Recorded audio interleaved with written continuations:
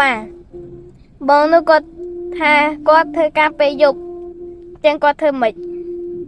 ធ្វើការពេលយប់តកតងនឹងសុខភាពរបស់យើងក៏តកតងនឹងការងាររបស់យើងដែរអញ្ចឹងការជ្រើសរើសការងារគឺសំខាន់ណាស់សម្រាប់សុខភាពរបស់យើង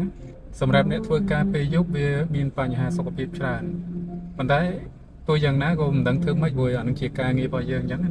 តែអ្វីដែលសំខាន់តើយើងព្យាយាមក្នុងការថែទាំខ្លួនយើងធ្វើការពេលយប់ថ្ងៃឡើងយើងគេងឲ្យបានគ្រប់គ្រាន់ទៅ7 8ម៉ោងដូចគ្នាហើយសំខាន់បំផុតហ្នឹងរបបអាហារយើងរៀបចំរបបអាហារញ៉ាំឲ្យបានត្រឹមត្រូវព្រោះធម្មជាតិយើងកើតមកគឺយើងគេងយប់ធ្វើការថ្ងៃ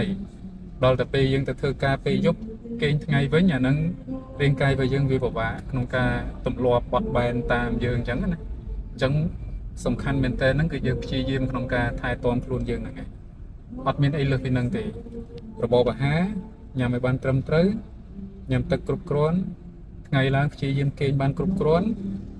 ហើយព្យាយាមធ្វើលំហាត់ប្រាណខ្លះផងនិយាយទៅដូចតែគេធ្វើការពេលថ្ងៃដែរទេ